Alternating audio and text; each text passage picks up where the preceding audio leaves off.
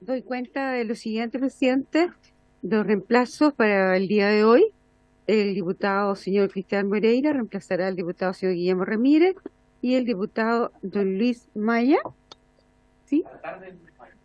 Ya, que no decía si era mañana, decía el día, ¿no?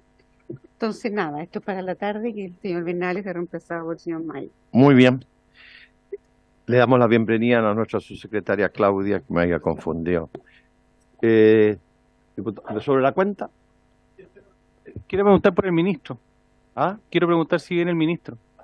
Y no es obligación que venga. No, es obligación, pues hay discusión inmediata, pues, presidente. Entonces por eso le quiero preguntar. No, Nos sacaron de la ninguna, sala para ir. no está citado. No es una obligación que esté presente, diputado. Pero yo entiendo que se aplica la norma de la sala, que los subsecretarios están en la medida que esté el ministro. Por eso lo pregunto. No necesariamente tampoco. ¿Ah? Sí. Diputado Romero, efectivamente no es un requisito para poder dedicarse a la tramitación del proyecto. Los ministros solamente se invitan, en las comisiones investigadoras se citan. Muchas gracias, secretaria. Sí. Al gobierno, porque en este momento estamos tramitando un proyecto en la sala que tiene que ver con el que prohíbe la presencia de publicidad de casas de apuestas online en eventos y clubes deportivos. Y nosotros introdujimos una indicación justamente por el pago de impuestos, el pago de IVA, básicamente para los que tienen casa matriz en Chile. Pero yo entiendo, por lo que hemos sabido, que el gobierno tiene considerado hacer este tipo de cosas en un proyecto 2 de reforma tributaria de impuestos correctivos, ¿no? Entonces, sería bueno que eso se transmitiera también a la sala antes de que se vote el proyecto para que tengamos claridad de si el gobierno va a apoyar estas iniciativas o no. Gracias, presidente. Muy bien. Quedamos en la página número 33, numeral 16.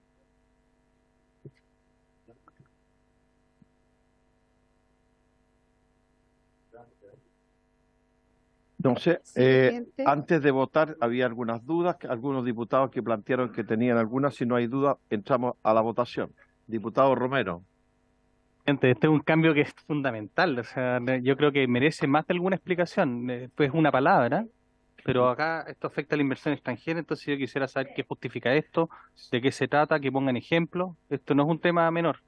Lo explicaron ayer, diputados. No Lo que pasa es que se pidió votación por parte de los diputados para estudiar más el tema, pero lo explicaron ayer el Ejecutivo.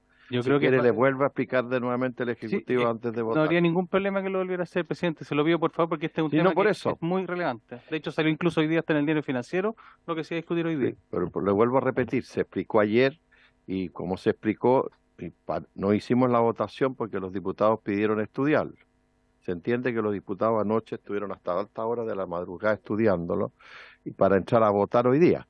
Pero si usted quiere una explicación, yo no tengo ningún problema para que nuevamente le den una explicación. Su secretaria.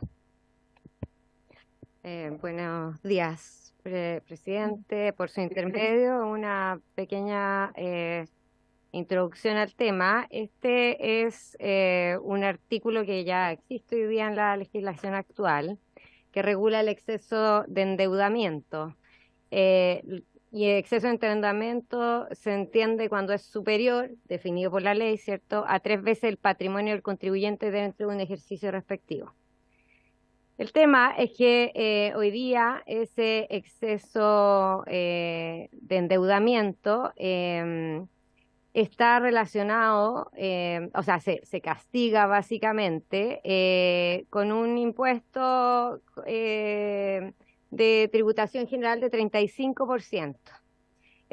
Y eso está hoy día en la ley, ¿ya? La modificación que nosotros hacemos es respecto a que cuando en realidad se pasa, o sea, hay exceso de endeudamiento y se aplica este impuesto, al mismo tiempo es posible reducirlo como gasto deducible de la empresa pagadora de los intereses, entonces finalmente no se paga el impuesto. Entonces no sirve como desincentivo al exceso de endeudamiento.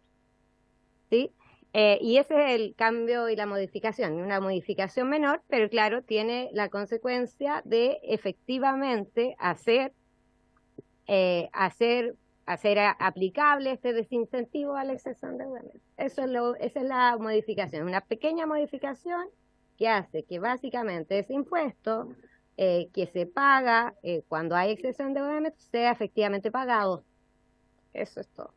Diputado Mellado ha solicitado la palabra antes de votar. Sí, presidente, lo que pasa es que es un cambio importante porque aquí lo que se hace es, esta norma trata, a ver, digámoslo, de un regalo a las utilidades de la banca nacional, lo que hace artificialmente, claro, autofinanciamiento lo hace más caro a las empresas matrices del exterior con las empresas chilenas. Entonces, aquí no se está evitando un sobreendeudamiento de la empresa nacional, sino que se está evitando un sobreendeudamiento de la empresa nacional con la matriz, ¿cierto? Pero no se está diciendo de que no se sobreendeuden con la banca, o sea, se le está entregando a la banca chilena, en este caso, ¿cierto?, la utilidad de este endeudamiento de esta empresa, que puede ser incluso avalada por la matriz, pero el endeudamiento va a ser local, y sí los intereses los puede descontar, ¿cierto?, de impuestos, pero no está haciendo de que ese endeudamiento, que puede ser hasta un monto, porque en estos momentos le prohíbe, pero pueden colocarle un monto de endeudamiento, ¿cierto? O así como se reguló el precio de transferencia, también se podría regular, ¿cierto? El endeudamiento con una matriz en el evento que el financiamiento sea de esa manera, para que no hayan pérdidas excesivas que después vayan a descontar de impuestos. Entonces, lo que yo veo aquí es que este cambio lo que va a llevar a que obviamente la ganancia de la banca, que fueron con 5.000 millones de dólares este año de ganancia, vaya a aumentar las ganancias de la banca en vez de que esa misma matriz pueda endeudarse con, o sea, esa empresa filial pueda endeudarse con la matriz, quizás más barato, ¿cierto?, que ir a buscar crédito a la banca. Entonces, creo que aquí lo que yo veo, digamos, en esta simple palabra, que le cambian el cual no podrá, o sea, la cual y podrá por no podrá. Y eso tiene un tema financiero tremendamente complicado para las empresas nacionales que son filiales de empresas internacionales, presidente. Muy bien. Quería hacer una precisión. Sobre lo mismo para que conteste.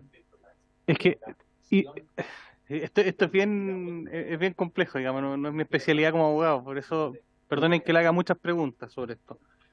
Pero acá, ¿cuál es el tratamiento que le dan ustedes a este tipo o a la operación que está detrás? O sea, ¿lo consideran, no es gasto, lo considerarían como una utilidad, como un dividendo? ¿Qué es lo que piensan ustedes que hay detrás de esto? ¿Y qué ejemplo, por así decirlo, si lo pueden explicar para que quede la historia de la ley, porque esto es bien técnico? ¿Qué ejemplo se podría dar? ¿Una empresa que se endeude para qué? Para que en el fondo pague menos. Entonces, ¿ustedes lo ven como una ganancia o un gasto? ¿Qué ven detrás de esto? Daniel. Sí. Gracias, presidente. ¿Ah? Diego, Sí. hoy día he cambiado todos los Sí, nombres. no se preocupe, presidente. Diego, Sí. pero era con D. Voy Era a, con D. voy a tratar de responder las dos preguntas que señalaron los diputados. Respecto de lo que señala el diputado Mellado, la verdad es que eso no debiese ocurrir, porque en definitiva lo que se castiga es la deuda, o sea, lo que se busca regular es la deuda relacionada, fundamentalmente porque por esa vía se suele intentar encubrir, en los casos donde opera el exceso de endeudamiento, en realidad retiros de dividendos. Entonces, es poco probable que por el cambio de esta norma, en definitiva, las empresas vayan a buscar mayor financiamiento privado, porque en verdad el interés que existe en el grupo empresarial es que el endeudamiento exista dentro del grupo, porque eso es más eficiente. O sea, la casa matriz no va a dejar de prestarle a su filial. Lo que se busca es que no la sobreendeude con el objetivo de que en definitiva el pago de esos intereses queda sujeto a una carga tributaria mucho menor que si yo retiro utilidades. Entonces, lo que señala el diputado Mellado, no va a ocurrir porque en definitiva no es que la empresa filial vaya a salir a buscar ese otro endeudamiento afuera, sino que en definitiva lo que hay aquí es que cuando opera el exceso de endeudamiento es porque la norma empieza a presumir que hay una intención deliberada de la casa matriz de sobreendeudar para, por la vía de la distribución, no de utilidades, sino del pago de dividendos, retirar la utilidad de la filial. Como comentaba ayer, ¿por qué se hace esto? Por la carga tributaria. Cuando yo pago intereses al interior, al exterior, si es a una institución financiera, incluso si es relacionada, pero es a una institución financiera, la tasa de impuestos es del 4%. Cuando yo pago a un país con convenio, la tasa en general es de un 10%. En cambio, cuando yo distribuyo dividendos, la tasa es de un 35%. Por lo tanto, pagarle a mi casa matriz intereses es mucho más barato tributariamente que distribuir dividendos, porque además los intereses son gastos, ¿sí? Ahí donde el dividendo no es gasto. Entonces, tributariamente es mucho más eficiente distribuir dividendos que distribuir intereses que distribuir dividendos. Entonces, hay una línea que es la que se fijan las jurisdicciones de decir, ok, yo entiendo que eso es así y lo respeto, que usted se financie vía deuda y no vía más capital y solo distribución de dividendos. Eso es legítimo, pero hasta una línea. Y esa línea es el exceso de endeudamiento. Y el exceso de endeudamiento que está establecido aquí, que es el triple del patrimonio de la sociedad. O sea, si mi patrimonio es 1.000, no puedo estar más endeudado en más de 3.000. Si lo hago, la parte de ese exceso de endeudamiento que yo esté enviando intereses a partes relacionadas, va a tener esta norma donde primero se incrementa la tasa. O sea, si yo estaba pagando un 4, me tengo que ir al 10, al 35. Si yo estaba pagando 10 en atención a un convenio de doble tributación que me bajó la tasa, ya no aplica la norma del convenio, sino que aplica la regla general, 35. Eso es como opera la norma actualmente sin ningún cambio legal. La modificación que nosotros estamos haciendo es la deducción del gasto. ¿Por qué? Porque en definitiva, si yo la única sanción es reponer la tasa, en verdad el incentivo a sobreendeudar no se elimina, porque yo retiro utilidades encubiertas a través del pago de dividendos, de intereses, con una carga tributaria menor, y si me fiscalizan y se dan cuenta, mi única sanción es pagar el 35% como si desde el día 1 hubiese pagado dividendos. Entonces no hay un desincentivo real. El desincentivo es el que estamos planteando nosotros, que en ese caso, el diferencial entre el 35% y la carga tributaria que se soportó no sea un gasto deducible para la empresa. Que es, como para contestarle ahora quizás más directamente al diputado Romero, que es más bien asignarlo a un tratamiento como si fuese un dividendo. Entonces esa es un poco la consecuencia. Eso es lo que se busca. De nuevo, esto está dentro de los planes de acción BEPS de la OCDE. Es una norma bastante usual a nivel internacional. Muy bien. A ver, La última palabra, no, una consulta, pero Sauermann. no, sí, La última palabra al diputado de mía, Sauermann exactamente. antes de votar a él. Después Ah. se la voy a pasar a ustedes. Oiga, no, es que no me queda claro una cosa, ¿cuál es el tope? ¿Cuál es el porcentaje donde yo no puedo pasar usted dice 3 veces el patrimonio? O sea que luego de eso esta norma empieza a regir. ¿Eso? Ya, ok. Eso. Sí, Diputado claro. Mellado, Presidente, lo que pasa es que yo entiendo, pero es de la subjetividad de la persona en este tema, porque están diciendo que todas las empresas relacionadas están metiendo todo en el saco, existen retiros encubiertos. O sea, parten de la base de que todas están fuera de norma y todos están haciendo algo malo al tener retiros encubiertos. Entonces, parten de un supuesto que no es correcto. Porque si esto fuera antielusión, bueno, ¿por qué no se sanciona con la norma antielusión? ¿Y por qué tienen que sancionar, cierto, a todos con el rechazo al gasto?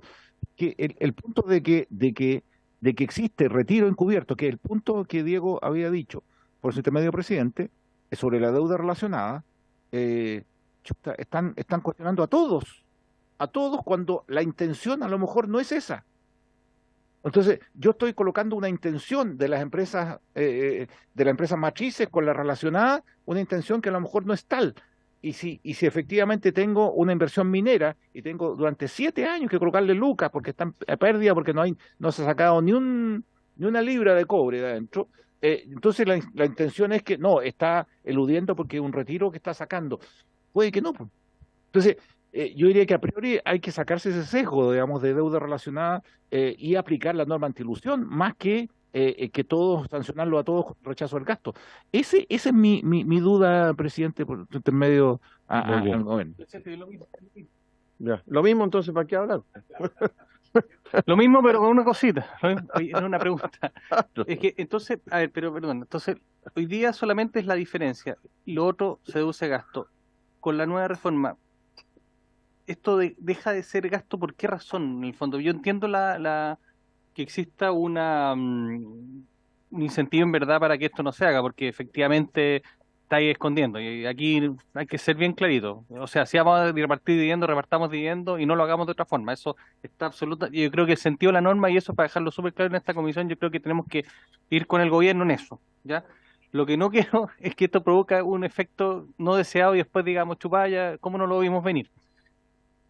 La naturaleza jurídica, de todas maneras, vamos a poner, desimputación, que nosotros podemos considerarla en un caso, ¿no es cierto?, como endeudamiento de interés, lo que tú quieras, ¿no? Deja de ser por el hecho solamente de que tú lo hayas hecho en forma elusiva o evasiva, gasto, dejaría de serlo jurídicamente, o definitivamente tenemos que tratarlo igual y a lo mejor ser muy estrictos en la norma anti-ilusión, porque aquí claramente hay ilusión. Incluso podría hasta evasión si se dan otros supuestos y poquitos supuestos más. Entonces, deja de tener esa naturaleza jurídica. Diputado Sáez me pidió la palabra también.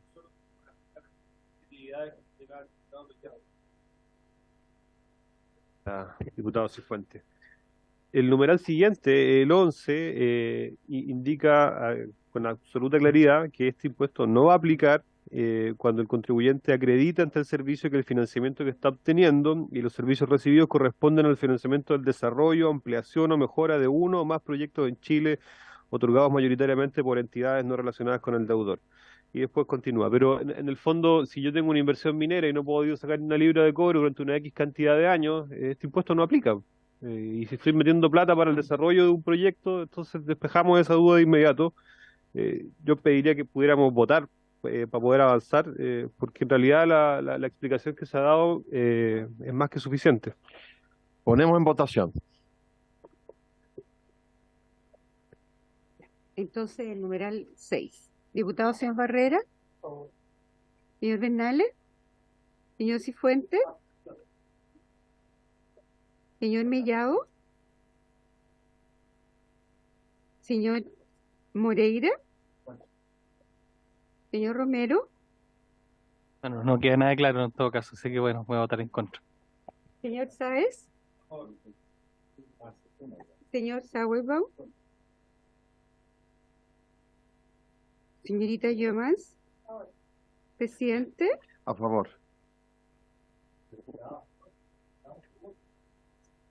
señor von Mühlenberg, no sé.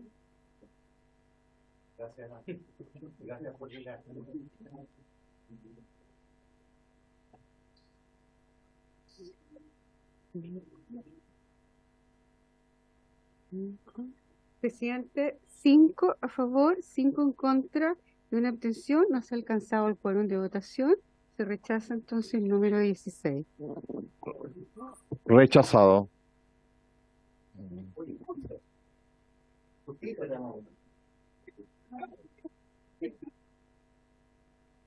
Muy bien. Vamos a la página 37.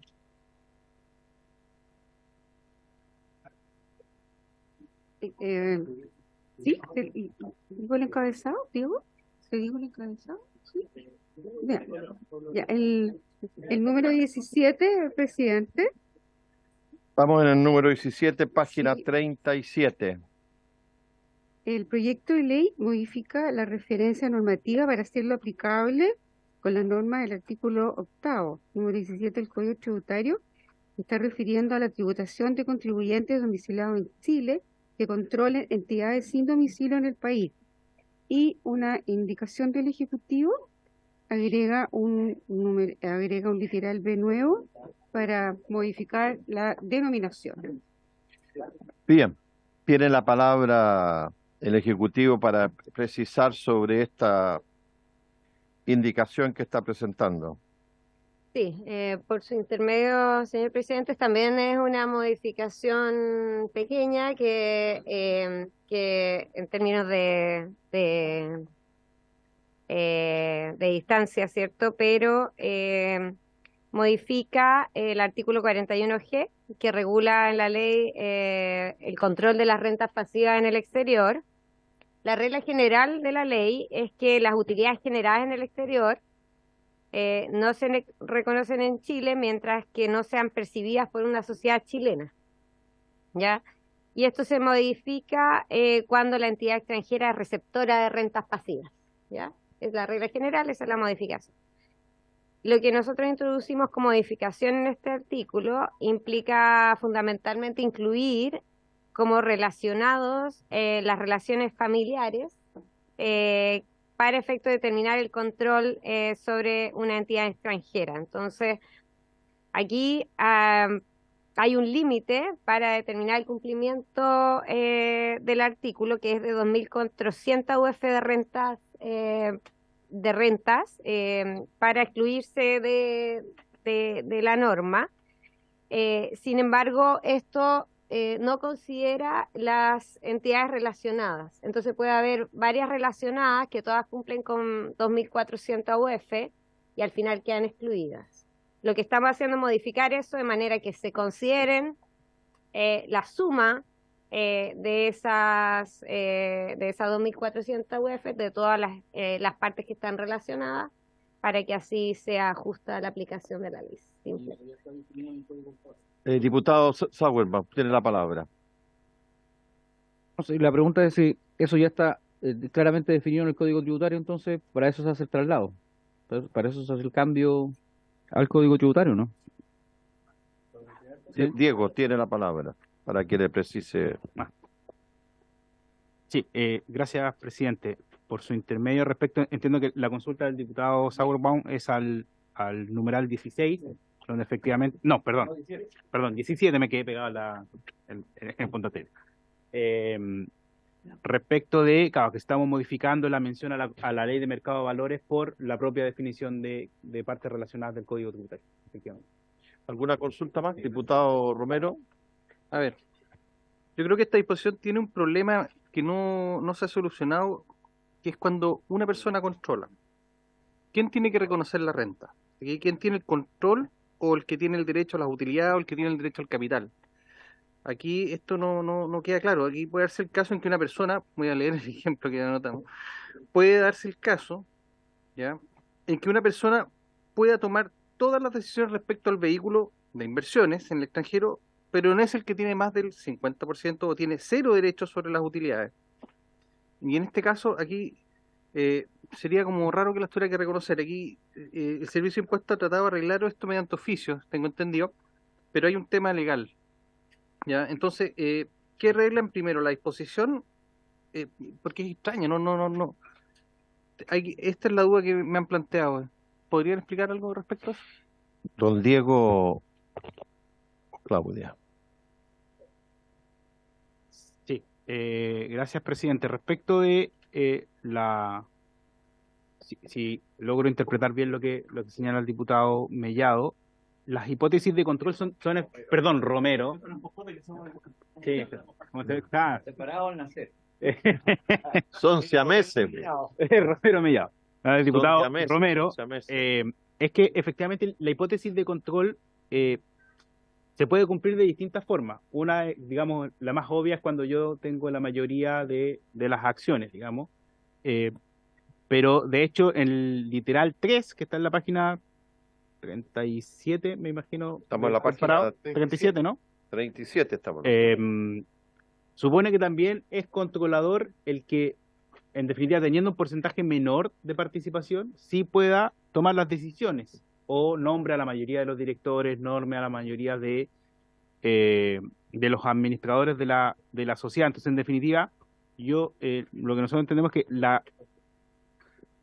la hipótesis de control están cubiertas. Ahora, respecto de quién tiene que reconocer las utilidades tendrán que reconocerse en Chile según la norma establecida en la sociedad extranjera respecto de cómo se reconocen esas utilidades.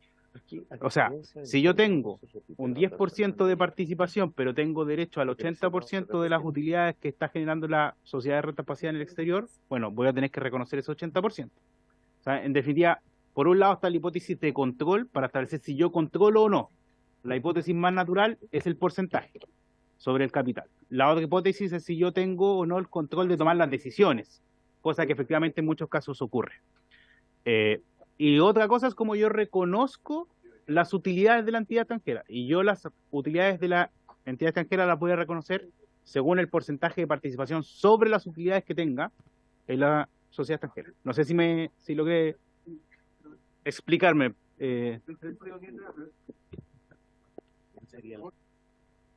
¿Alguna duda en votación?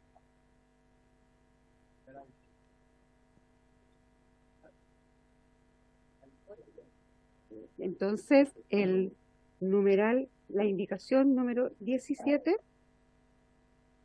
letra, 10, el proyecto, sí. La proposición número 17, letra A. letra A, página 37, para que todos se ubiquen. Columna del medio, 17, letra A. Señor En votación. Barrera, señor Bernales, señor Cifuentes, señor Mellado, señor Moreira, señor Romero,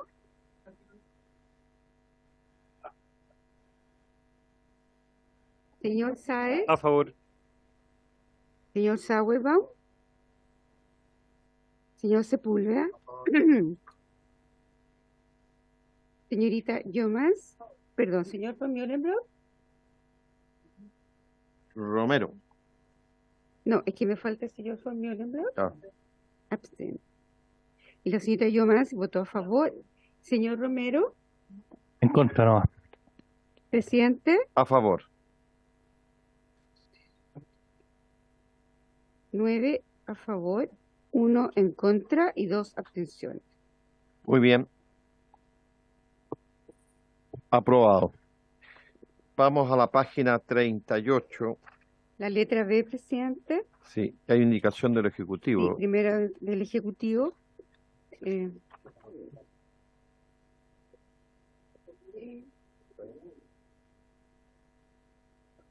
¿Le explican ustedes Sí, la explica. la indicación del Ejecutivo? Sí, no. Acá, en esta votación, creo que no necesitamos ejemplos, diputado Romero. La indicación que introduce la nueva letra B y la siguiente, por lo tanto, la indicación que está en la tercera columna y la que está en el proyecto de ley original en la columna al medio, es solo una precisión de texto. El nombre correcto actual no es hablar de país o territorio de baja o nula tributación, sino que la nomenclatura internacional para referirnos a los paraísos fiscales es país o territorio con un régimen fiscal preferente. Lo único que estamos haciendo es cambiar el ajuste. La letra Presidente, B, sí, eso lo habíamos ya introducido anteriormente, lo habíamos votado ya en algún artículo anterior, me parece mucho que lo habíamos esa Muy bien. introducción de algo. Entonces, ¿habría acuerdo unánime? ¿Lo aprobamos? presidente, perdón, la letra B, que es la que sigue, hace lo mismo. Lo que cambia es el país o territorio de bajo o nula tributación, como señala hoy día la ley, Sí. o con un régimen fiscal preferencial. ¿Habría acuerdo? ¿Habría acuerdo? Unánime. Aprobado. El B, las dos, porque son iguales. Estamos en la página 38. A ver, unánime, presidente. ¿Ah? Unánime. Unánime. Unánime.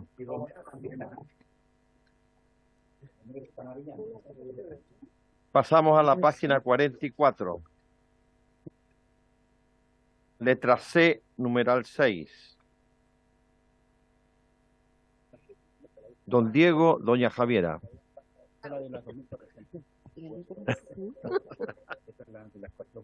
Claudia. Diego. Diego tiene la palabra. Ya que Sí, no está Javier. ahora sí puedo plantear un ejemplo. Actualmente la norma establece un límite respecto del cual no opera. Es decir, hay casos donde este artículo en definitiva no opera y por lo tanto las rentas percibidas en el extranjero tributan exactamente según las reglas generales. Eso es cuando la sociedad de rentas pasivas recibe o la utilidad que yo recibo no supera las 2.400 UF. El punto es que esas 2.400 UF no considera a las partes relacionadas, fundamentalmente las relaciones familiares. ¿Qué es lo que sucede en la práctica? Esto es una planificación internacional que sucede bastante. Es que yo establezco una sociedad, en la mayoría de los casos en un país calificado como paraíso fiscal, y en esa sociedad está compuesta por todos los miembros de la familia. En la medida que cada uno de esos miembros de la familia no se le asignen utilidades por más de 2.400 UF, se logra vulnerar la norma. Entonces, en definitiva, distorsiona el objetivo de la ley. Porque la ley lo que busca era establecer un control de 2.400 UF para obligarnos a reconocer esas utilidades en Chile, y lo lógico es que ese establecimiento del control de las 2.400 UF sea con las partes relacionadas. Entonces lo que estamos haciendo es que en ese caso que estoy poniendo, donde actualmente la norma no operaría, ahí donde hay una sociedad compuesta por una madre, el padre y 3 hijos, donde cada uno de ellos, en definitiva, la sociedad en completo supera las 10.000 UF de utilidades. Pero actualmente la norma no logra aplicar porque cada uno de ellos reconoce solo menos de 2.400 UF. Lo que estamos haciendo es una norma de relación para que opere en ese caso. ¿Por qué? Porque esa es justamente la planificación tributaria que actualmente se está llevando a cabo a través de paraísos fiscales. Entonces es una norma que permite darle aplicación real a este artículo. Diputado Mellado.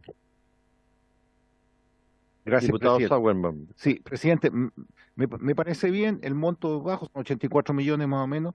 Tendrían que tener varios hijos, digamos, ser Opus Dei, digamos, para tener una familia grande, para poder distribuir harta plata, digamos.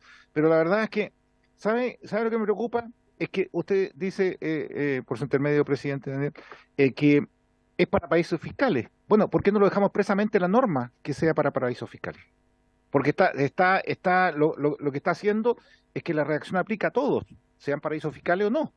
Entonces, si ustedes quieren ver el tema solamente para que no se ocupe paraísos fiscales para esto, bueno, dejémoslo expresamente en la norma. Yo creo que se podría tener un tema ahí colocado para legislar mejor, porque si no sería para todos, están tratando a todo el mundo como paraísos fiscales.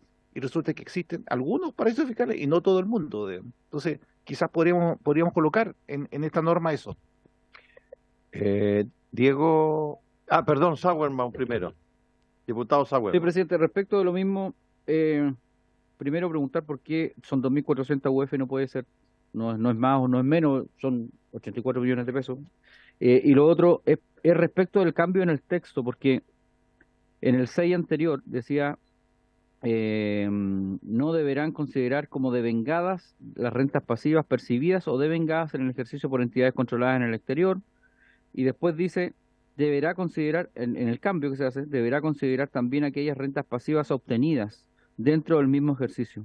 No dice devengadas o no dice percibidas, porque hay una diferencia entre devengada y percibida. Entonces, ¿por qué se borró eso? Yo, de mi punto de vista, debiera decir por lo menos percibida, porque la devengada, ¿cierto?, tiene que ver con el porcentaje, debe ser respecto al porcentaje, ¿cierto?, que se tiene de esa empresa.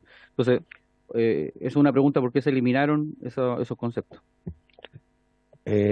Don Diego o Claudia. Sí, efectivamente la ley o sea, esta norma de control de rentas pasivas no necesariamente aplica en todos los casos de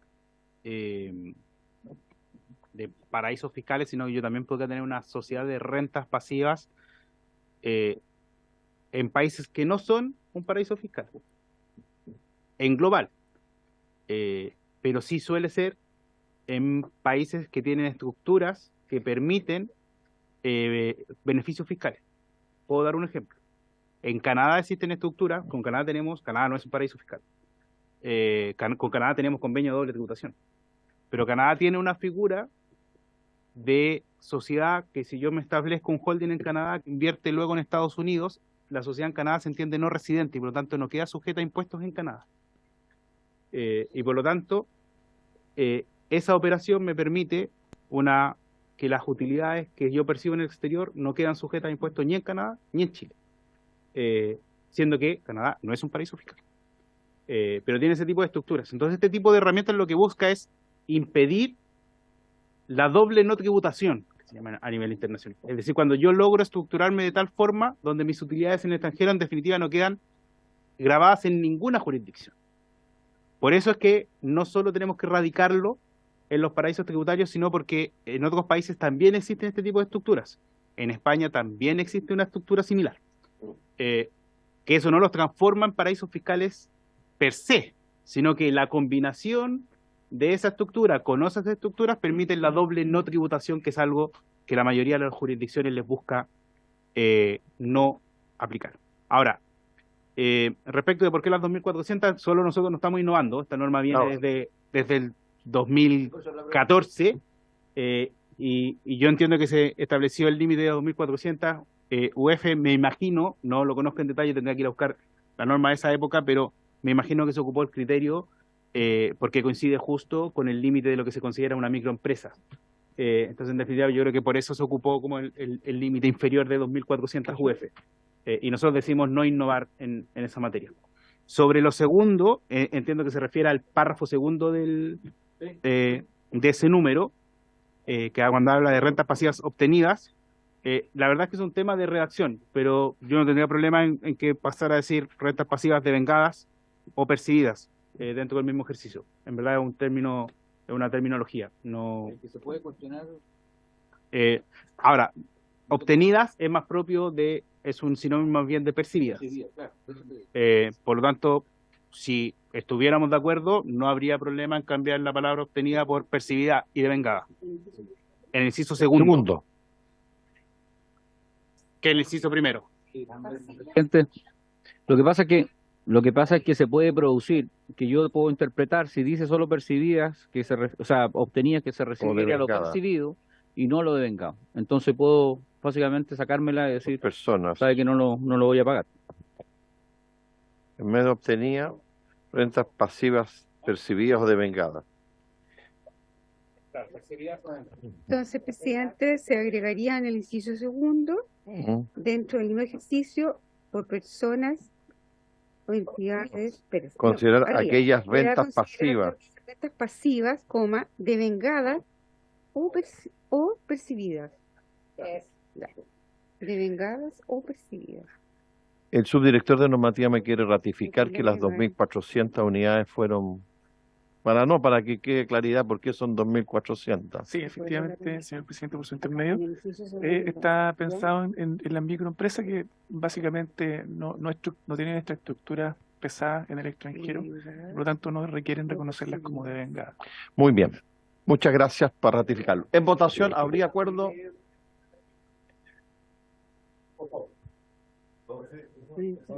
Por favor, diputado Moreira. Gracias, presidente. Es que anoté lo Nunca que... lo escuchamos. Sería un placer escucharlo en la Comisión de Hacienda. Ya. Presidente, lo que pasa es que anoté lo que el asesor hablaba sobre el tema de Canadá y no sé si importa efectivamente tener una estructura en otras jurisdicciones, porque la verdad es que si las sociedades en Canadá las acciones en Canadá, sí invierten en productos que sí tributan. Entonces, por ejemplo, si Canadá va a comprar, según lo que dice el asesor, Canadá va a comprar acciones de Apple, ¿cierto? Y en Estados Unidos los dividendos sí van a tributar. Entonces, el punto es que la plata no queda en el colchón. El punto es que cómo este numeral, digamos, va a generar que empresas que tengan jurisdicciones distintas están vistos como si estuvieran haciendo siempre un engaño. Ahí hay un tema que me preocupa, el tema de los hermanos también me preocupa, ¿no? Porque tienen intereses distintos y los van a sancionar. Entonces, a mí me preocupa ese punto, presidente. No sé si se le podrá dar otra vuelta a la indicación. Bien, diputado Romero, finalmente. Gracias, presidente. Aquí una pregunta para los asesores. Puso el ejemplo de esta parte relacionada, esta familia, que dividen obviamente para no pagar el impuesto. Pero en este caso se va a entender que cada uno de los que en el fondo participan como de esta división van a pagar el impuesto cada uno o va a pagar uno, el que consolida. Gracias. Bien, ¿quiere contestar Diego o Sí, Claudia? gracias, presidente. Solo respecto de la última parte, claro, en el caso cada uno tendría que reconocer la parte que le corresponda respecto de la participación sobre las utilidades que esté percibiendo la sociedad de rentas pasivas. Entonces, en definitiva, si hay 5 socios con participaciones igualitarias, a cada uno le tocaría reconocer el 20% de las utilidades que haya generado esa sociedad, no la totalidad. Muy bien, dadas las explicaciones correspondientes, votemos. Ya, entonces, la letra C, Letra C. C con el acuerdo de la comisión Sí. de agregar en el inciso segundo, igual como dice el inciso primero, las palabras rentas pasivas percibidas o devengadas. Señor Barrera, señor Bernales, señor Cifuentes, señor Mellado, Yo me abstengo porque pediría que quedara mejor redactado. Quizás en el Senado podríamos modificar una redacción que quede mejor. Me abstengo. señor Moreira, señor Romero, señor Sáez, señor Sauerbaum,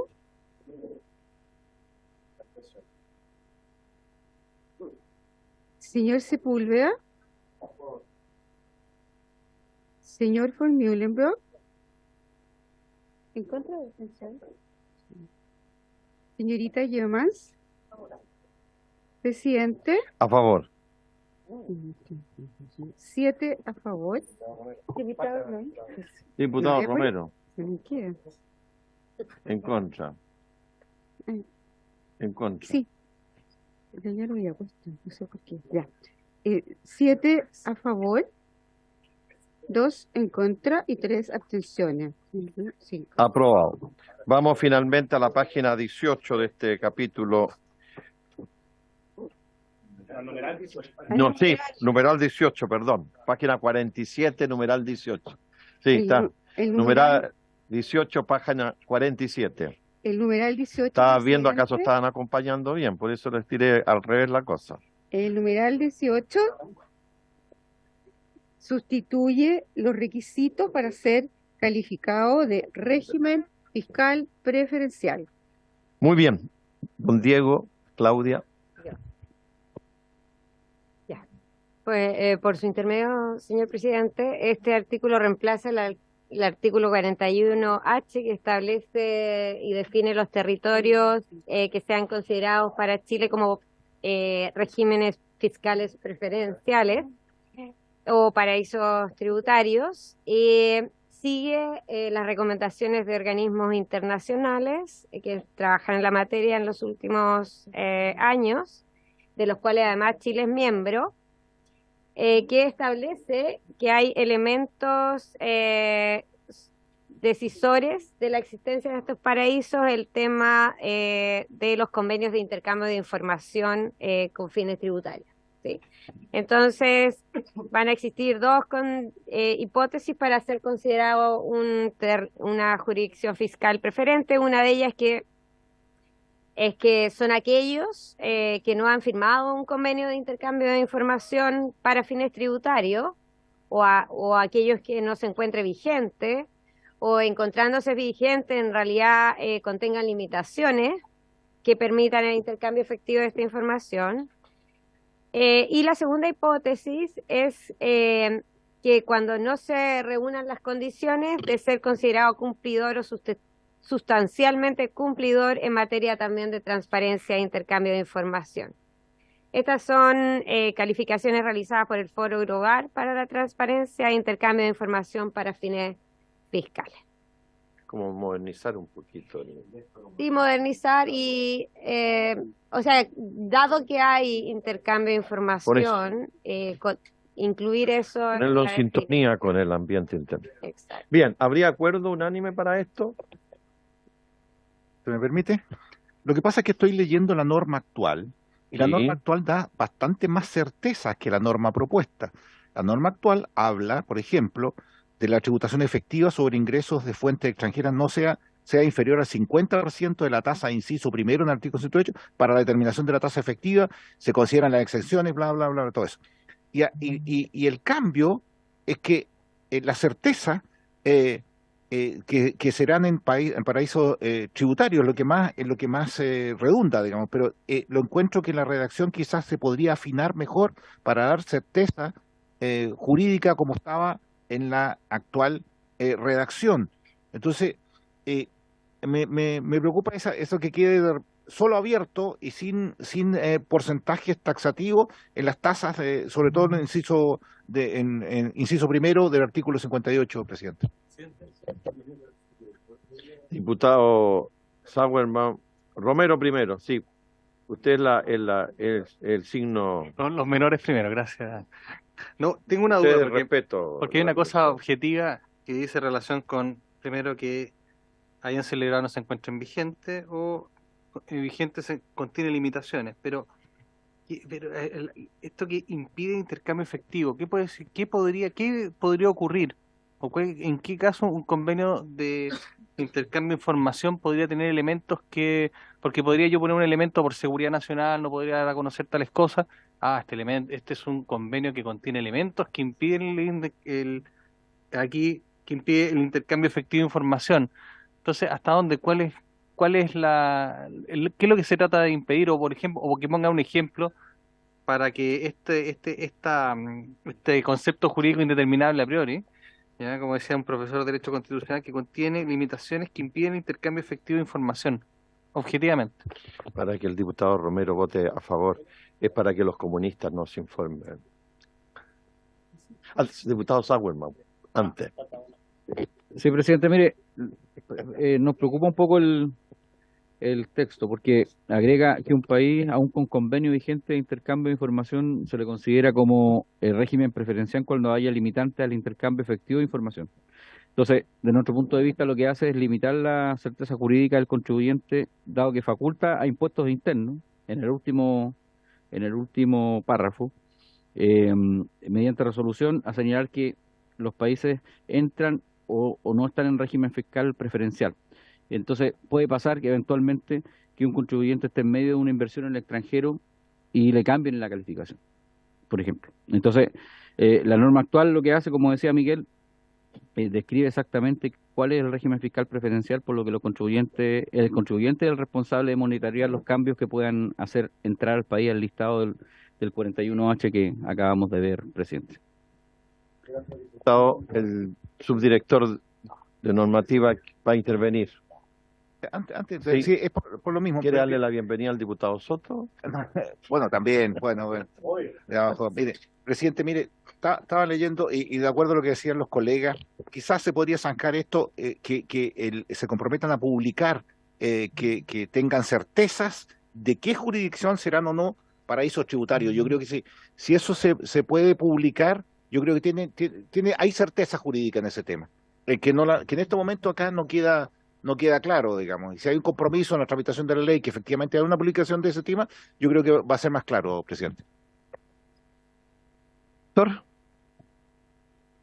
Sí, muchas gracias, señor presidente, por su intermedio de atrás para adelante. Efectivamente, hay una lista publicada mediante resolución, creo que es del año 2016, que establece un catálogo de países que se consideran de nula o escasa tributación. O sea, ya existe un listado que se va actualizando, no se ha actualizado en el último tiempo porque no ha sido necesario.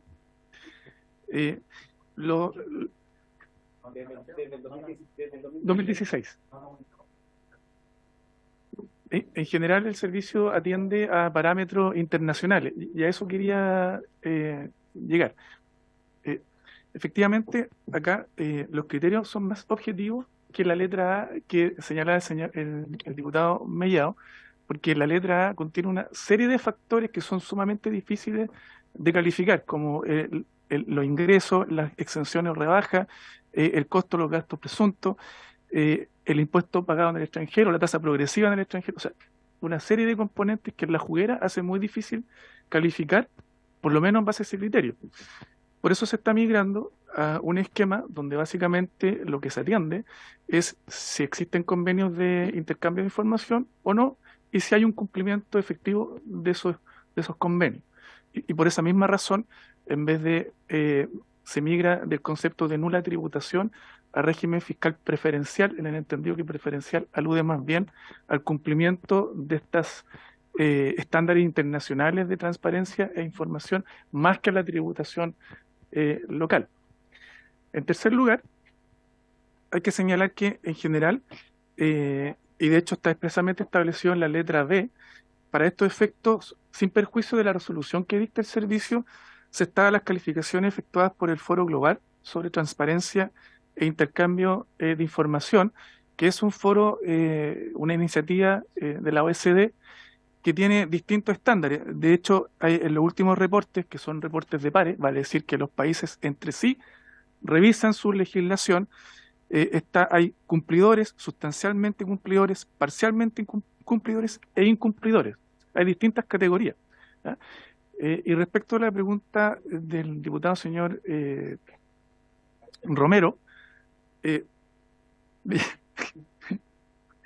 respecto a qué se entiende que no haya un intercambio efectivo, bueno, lo que ocurre a veces en la práctica es que el servicio solicita información a las respectivas jurisdicciones y esta información o no llega o llega muy extemporánea, lo cual impide al servicio ejercer sus facultades de fiscalización dentro de los plazos de prescripción.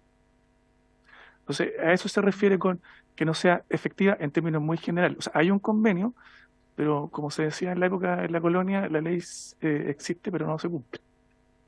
¿Ya? Muy bien. Diputado.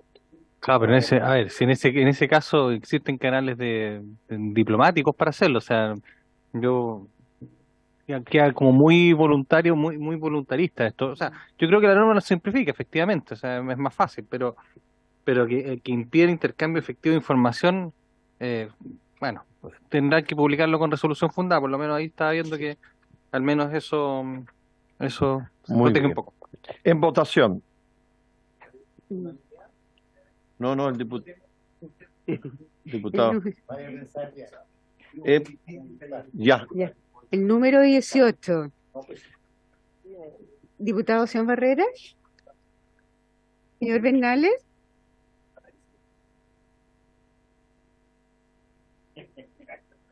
Señor Cifuentes. Señor Mellado. Señor Moreira. Señor Romero. Señor Sáez. Señor Sauerbaum. Señor Sepúlveda. Señor Soto. Señor von Mühlenbrock. Señorita Yomans. Presidente, A favor. unánime 13 diputados y diputadas. Sí, porque llegó el diputado Aprobado. Soto. Muy bien. Hemos cumplido a cabalidad el artículo segundo y ahora pasamos al artículo segundo. No, presidente, el primer comparado del artículo segundo, ¿Sí? de 20. No. Quisiera hacer una proposición respetuosamente. ¿Será posible que esto lo podamos seguir viendo en la tarde como un tema complejo, ir sacándolo por capítulo? Pues yo creo que es un tema que tal vez valga la pena darle un tiempo para que lo veamos en la tarde. Nos vamos a juntar. No, Yo en tenemos la una tarde hora estaría- por delante de sesión todavía. Así que, y vamos a estar después en Semana de Regiones. Así que pongamos el empeño. Vamos entonces con el artículo segundo, punto 2, modificaciones al régimen general. Su secretaria Claudia. Sí.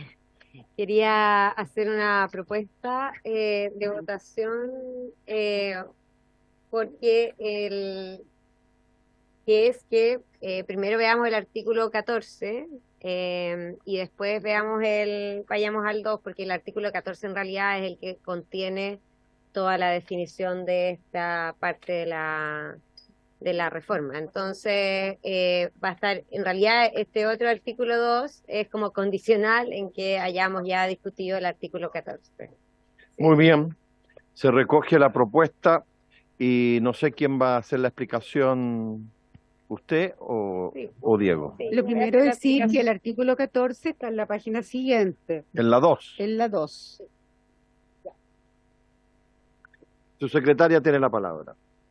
Por su intermedio, presidente, el artículo 14 contiene las definiciones del nuevo régimen de impuesto a la renta y está compuesto por 8 letras. Y cada una de esas letras, digamos, contiene distintos temas, ¿ya? Entonces, mi sugerencia también es que veamos letra por letra, ¿sí? Muy bien. La primera letra define registros, que son muy importantes para el nuevo régimen, ¿ya? Entonces, se definen estos registros señalando la forma en cómo se define la tributación de los dueños de empresas, ¿sí? Entonces se define el registro RUA, que contiene las utilidades que pagaron impuestos de primera categoría. Este es el registro de utilidades acumuladas. Se define después en la B, sí, el registro de diferencias temporales, que contiene utilidades que no pagaron el impuesto de primera categoría, por ejemplo, la utilidad financiera que se produce por la diferencia entre la depreciación normal y la acelerada. Este registro además tiene una indicación para corregir un punto técnico que podía generar doble tributación, entonces hay una indicación del Ejecutivo aquí para corregir eso. Y se define el registro REX, que es el registro de utilidades exentas. Entonces contiene utilidades exentas de impuestos finales, ingresos no renta y rentas con tributación cumplida. Además, además está el orden de esto de priorización, ¿cierto? Y se mantiene el orden de imputación actual respecto de la distribución de utilidades. Entonces primero RUA, después RDT y después REX, sucesivamente. Esa es la letra A del artículo 14. Lleguemos hasta aquí, ¿no? Sí, hasta aquí. Sí, porque lleguemos hasta aquí. Bien, consulta, estimados diputadas, diputados, sobre lo planteado por...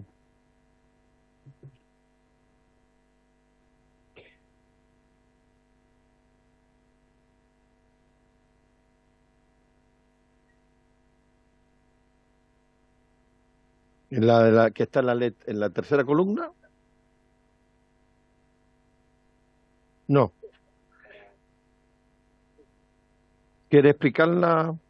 Sí, solo para explicar ese punto, resulta en el segundo registro, en el registro de diferencias temporales, lo más normal, como bien decía la subsecretaria, se registra el efecto que se produce en la diferencia entre la depreciación acelerada y la depreciación lineal.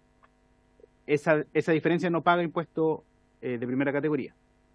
En algún momento, fundamentalmente en empresas que no suelen depreciar continuamente, cosa que es poco probable, pero en algún momento se produce un efecto de que se empieza a reversar ese monto. Es decir, cuando se termina la depreciación, esto es muy, muy técnico, cuando se empieza a reversar la depreciación acelerada, yo empiezo a tener más utilidades.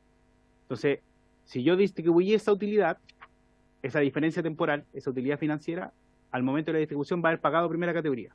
Cuando se reversa el efecto, si yo no digo nada, volvería a pagar primera categoría.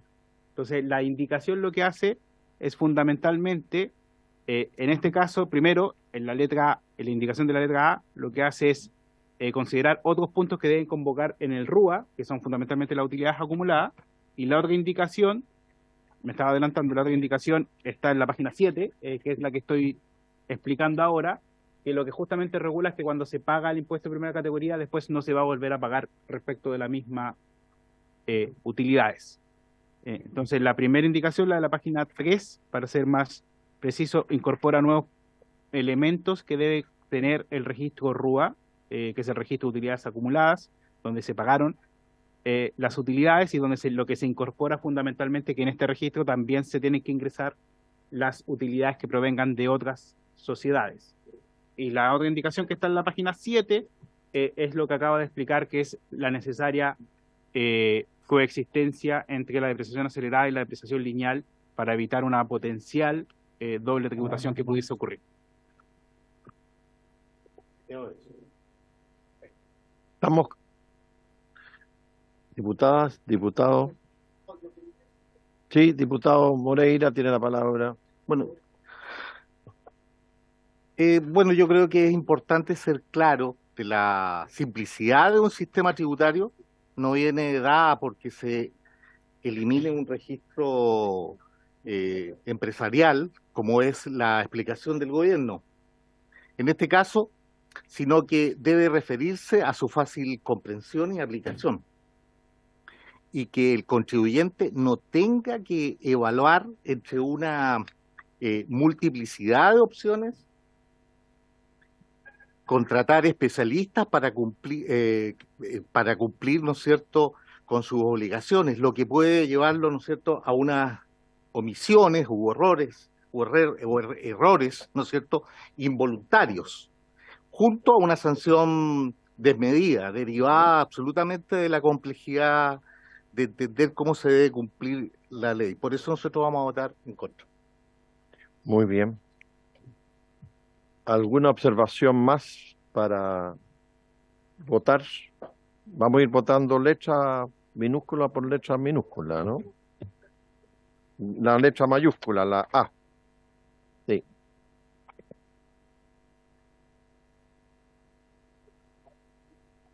Solo la A. Solo la A mayúscula. Nada más que la A mayúscula.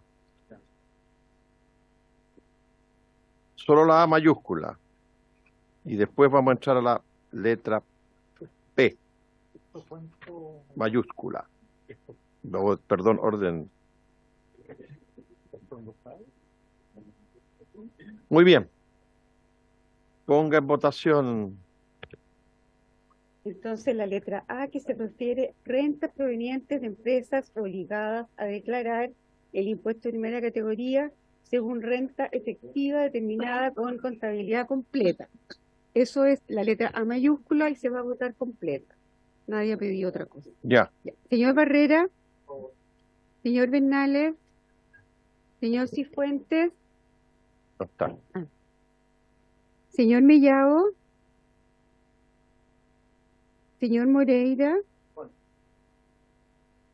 señor Romero, A menos que yo esté hoy día mal, pero no veo simplicidad en nada en esto, perdónenme. Voto en contra. señor Sáez, señor Sauerbaum, señor Sepúlveda, señor Soto, señor von Meulenbrock, Presidente, yo voy a justificar mi voto porque comparto, digamos, de que efectivamente con mi colega Romero, que no veo la simplicidad que se busca siempre en las reformas tributarias. En este proyecto estamos hablando de 5 tipos diferentes de integración, por ejemplo, integrado para las pymes, desintegrado para el resto de las empresas, sistema de renta presunta, integrado para residentes de países con doble tributación y desintegrado para países sin convenio de doble tributación. Entonces, por un lado o por otro, estamos hablando de varios sistemas de integración, lo cual hace complicado tener un sistema con la simplicidad, lo cual para nosotros es tremendamente fundamental, o como se nos dijo que iba a hacer. Y por eso estoy fundamentando un poco mi voto en contra. Bien. señorita Yemas, presidente, A favor.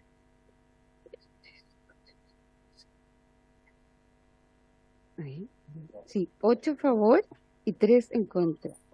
Aprobado entonces. La letra B, hasta aquí dijo usted, Sí. presidente.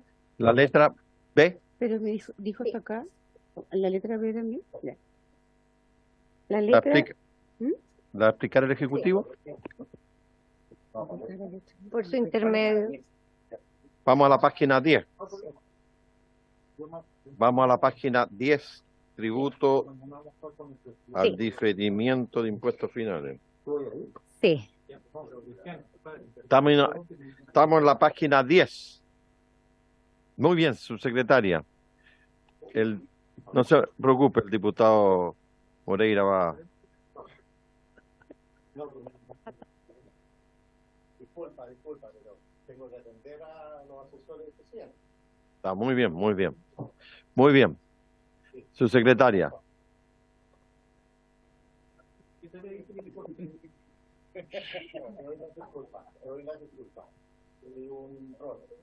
No, está bien, no se castigue.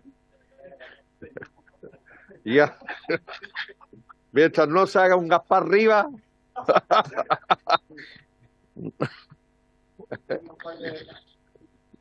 Subsecretaria. ¿Qué van a llamar Gaspar Rivas eso?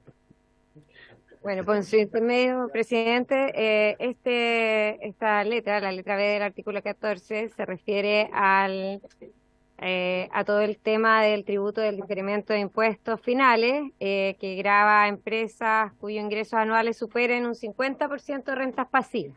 ¿Ya? Entonces, se definen como rentas pasivas las utilidades percibidas desde otras sociedades en Chile. En el caso de las utilidades desde el extranjero, se computan solo las provenientes de paraísos fiscales y que provengan de entidades calificadas como pasivos. Después, intereses, salvo las generadas por bancos e instituciones financieras, regalías, patentes, software, fórmulas, salvo que provengan de proyectos I+D que están definidos por la ley I+D o que hayan sido creados por la empresa, y el giro de esta sea la comercialización de estos instrumentos. Además, las ganancias de capital, a menos que provengan de la enajenación de un activo fijo de la empresa, y el arrendamiento de bienes inmuebles, salvo las que provengan de empresas de leasing. Entonces, una vez definidas estas rentas pasivas y las empresas cuyos ingresos anuales superen en renta pasiva el 50%, se va a aplicar un impuesto que es una tasa de 2,5% sobre el 22% del saldo de el RUA más el RDT, o sea, el registro de utilidades acumuladas más el registro de diferimientos tributarios, temporales, perdón. Y por lo tanto, de esta manera, corrijo un problema que tiene nuestro sistema tributario, que es que no grava las utilidades, ¿cierto? No distribuidas, ¿sí? Y con eso, por lo tanto, el sistema en este momento no está gravando de manera adecuada las rentas de capital, y por eso mismo, ¿cierto? Se está produciendo un problema de progresividad en el sistema tributario. Nosotros inicialmente habíamos propuesto una tasa en realidad sobre la total de las utilidades retenidas. Esta vez estamos simplemente gravando el diferimiento del pago de impuestos. Entonces, lo que se está asumiendo aquí es que en realidad esas utilidades deberían pagar impuestos, el impuesto total, y el Estado está de alguna manera prestando a la empresa esos impuestos, por lo tanto le está cobrando este 2,5% como una especie de interés sobre ese préstamo que le está dando el Estado a las empresas, y ese interés, que es 2,5%, tiene relación, ¿cierto?, con un interés que está entre el interés privado en el mercado y el interés público. Por eso definió esa tasa de 2,5%. Eso. No sé si quiere complementar a alguien. Diputado Romero y luego el diputado Mellado. Perdón. Yo quisiera saber aquí en esto, ¿qué se busca con esto? ¿Qué pasa hoy día? Hoy día este impuesto hoy día no tributa. La idea es que tribute lo que está guardado. Esa es la idea. Aunque yo no lo saque o lo que difiera. ¿Eso es? Idealmente deberían tributar, como cualquier utilidad, ¿sí? Como en todos los países del mundo. ¿Sí? Exactamente, como el Estado le está prestando porque piensa que están reinvertidas, entonces se le aplica solo un interés. Es como si en vez de eso, la 2,5% anual. Si estuviera en otro país donde esas utilidades pagarían impuestos, tendría que esa empresa endeudarse, ¿cierto? Para poder invertir, que no tuviera capital. Entonces tendría que pagar ese interés. El Estado está prestando a esto. Está cobrando una tasa de autoridad de tasas. Diputado Mellado tiene la palabra. Gracias, presidente. Sí, presidente, yo quiero dejar en claro lo siguiente. A ver, que las utilidades retenidas no son del fisco, son de las empresas que las generan. Y las empresas que las generan, las utilidades, es para reinvertir una parte, para no endeudarse excesivamente en el mercado financiero, sino otra vez le estamos entregando en bandeja al mercado financiero, ¿cierto? El endeudamiento de las empresas.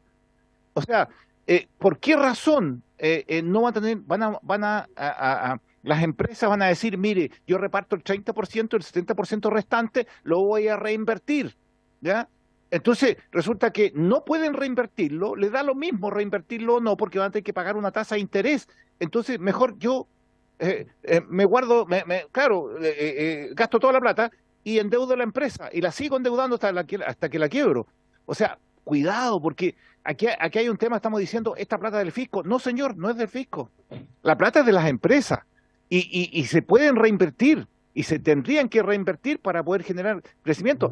Las pymes lo hacen de esa forma para poder, porque si no también la banca te ve mal. Si tú no reinviertes tus ganancias, digamos, te ve mal porque quedas solamente apalancado y cada día vas a tener mayor deuda, vas a ser más apalancado y vas a ser más riesgoso para la banca que te va a ir prestando hasta un cierto límite. Entonces, tus utilidades primero son tuyas y creo que el sistema financiero está con eso también generando ahorro con la plata que están invirtiendo. Mire, el mercado financiero hoy día, presidente, por su intermedio le digo al gobierno, está siendo gobernado el dólar a través de las AFP y los institucionales. Venden forward, compran forward y sube el precio del dólar en un minuto y lo manejan. Están manejando ellos porque las platas de los privados ya se fueron del país y difícil que vuelvan. Hoy día había un artículo en un diario financiero que difícil que vuelvan, decían, las platas que ya salieron. Entonces, no sé, durante 40 años el sistema tributario chileno incentivó la reinversión. Bueno, es el crecimiento que hubo por esa razón. Entonces yo creo que aquí hay un concepto errado, ¿cierto?, de que el fisco se tiene que apropiar con intereses de una utilidad que no le pertenece. Entonces te cobra arriendo por la utilidad, te cobra un interés. Yo creo que hay un despropósito ahí. Yo creo que no está bien en este momento, presidente, la visión que tiene el gobierno sobre las utilidades de las empresas. He dicho, presidente, gracias. Muy bien, diputado Sauenbach y después el Sí. diputado Moreira.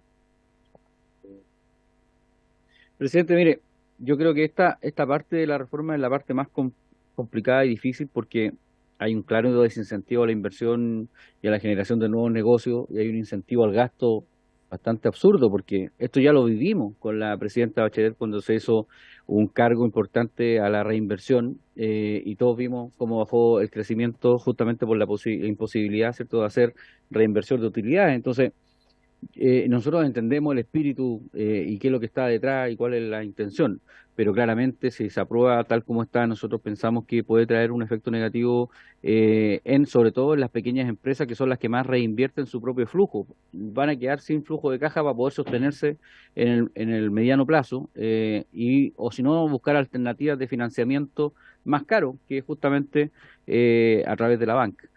Nosotros sostenemos, presidente, que esta normativa en particular es la más dañina de la reforma justamente porque castiga, ¿cierto?, la reinversión de utilidades. Así que nosotros, la verdad que como está, no estamos en disposición de aprobarla, presidente. Gracias. Diputado Moreira ante Claudia. Yo quiero saber, porque nosotros consideramos que afecta esta norma al ahorro y la inversión. Me gustaría saber que me contradiga lo que nosotros pensamos y también pensamos que no se debería pagar nuevamente impuestos por, ¿no es cierto?, nuevamente por las utilidades. yo creo que también me contradiga con respecto a eso. Eso es. Muy bien. Por su intermedio, presidente, aclarar que lo que se está cobrando es un costo, una tasa por el diferimiento de impuestos finales. Estas utilidades en algún momento deberían pagar impuestos y no se le está quitando las utilidades, ¿sí? Las utilidades pagan impuestos en Chile, las utilidades que se retiran. Y la idea es que en algún momento se retiran, ¿sí? Lo que pasa es que al estar no tributando, hay incentivos a no retirarlas y entonces transformarlas en utilidades que van de sociedad en sociedad, ¿sí? Y lo que digo es solamente un tributo al diferimiento del impuesto, no a la utilidad. En realidad se transformó de hecho, producto del diálogo técnico que hubo previo a la votación particular. Se conversó con los asesores técnicos de todos acá y se cambió esto. Inicialmente era un impuesto a utilidades retenidas. Esto se cambió por una tasa que contiene un costo por el diferimiento de pago de ese impuesto, ¿sí? No está pagando toda la utilidad del impuesto, sino solamente el costo por el diferir ese pago, ¿sí? Que es algo, la verdad, bastante menor respecto a lo que había inicialmente. Quería darle la palabra a Nicolás para que complemente. Muy bien. Gracias. Después lanzamos la consulta. Sí, por su intermedio, presidente, solamente hacer algunas precisiones que creo que son importantes respecto a la estructura y la motivación de este impuesto. Primero, en ningún caso esto tiene que ver con cuestionar quién es el propietario de los flujos de utilidades. Por supuesto que son los contribuyentes, en este caso las empresas que reciben esas utilidades. De lo que esta norma se hace cargo fundamentalmente es de que hay una diferencia importante cuando uno mira la tributación de las rentas del trabajo con la tributación de las rentas del capital. Entonces, pongamos un ejemplo, por ejemplo, de un profesional de alto ingreso que está pagando una tasa marginal de 43% y que probablemente tiene posibilidades de ahorro. Entonces, lo que va a hacer este profesional de alto ingreso es que va a recibir un salario, por ejemplo, va a pagar un 43% y con lo restante lo va a invertir en un fondo mutuo u otro vehículo y va a poner sus ingresos en el mercado de capitales una vez que ya pagaron la tasa marginal máxima de 43%. ¿Qué es lo que va a ocurrir ahora con un ingreso del capital? Supongamos que algún contribuyente tiene una empresa digamos, de zapatos, ¿ya? Cuando esta empresa de zapatos genera utilidades y las reinvierta en la misma empresa, no va a estar sujeta a este tributo porque esta norma opera solamente respecto a sociedades pasivas. Luego, si, como ocurre en la práctica, usualmente, si esta empresa de zapatos tiene arriba una sociedad de inversión hacia donde se canalizan inversiones hacia el mercado de capitales, va a subir ese flujo de utilidades, actualmente no va a pagar nada adicional y por lo tanto allí donde el profesional de altos ingresos pagó un 43% de utilidades sobre esta renta del capital que sube ya no a la empresa operativa sino que hacia una sociedad de inversión, se pagó impuesto de primera categoría de 27% y ahí terminó la tributación hasta que finalmente vaya un contribuyente de impuesto final y por lo tanto se genera una diferencia bastante importante, ¿cierto? Desde el 27 hasta el 43% que quedaría con la reforma. Esto no es un ejemplo abstracto, sino que es algo que nosotros vemos en la práctica. Por ejemplo, las personas del 0,1% de mayores ingresos, nosotros lo que vemos es que tienen tasas, digamos, tasas de distribución menores al 20% del total de las utilidades que generan en su empresa.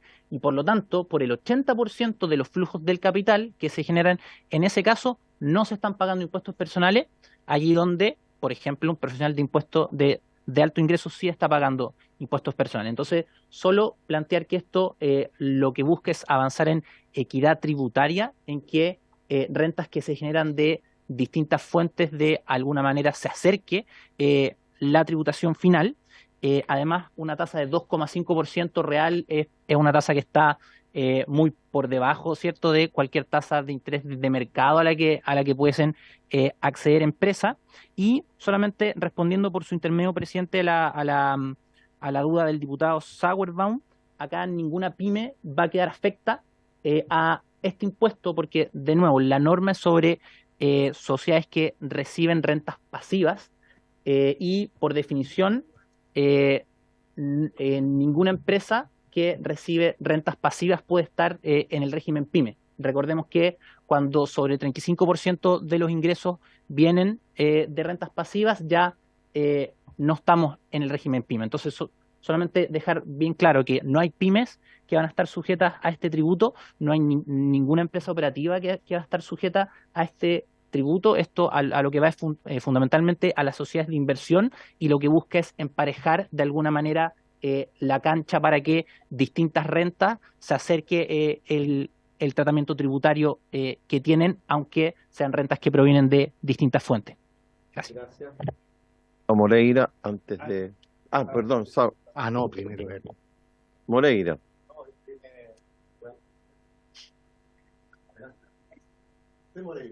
Ya. Yo siento que no nos han contestado la pregunta que hicimos en cuanto afecta al ahorro y la inversión. Nicolás o Claudia. Sí. ¿Hacemos todas las consultas? Sí, eso. Sí. Diputado von Mühlenbrock. ¿Es la misma? A ver, dígala.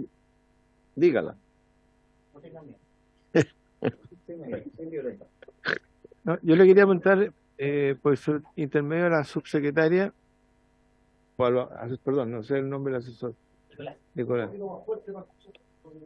¿Qué está pasando con los radicales? Bueno,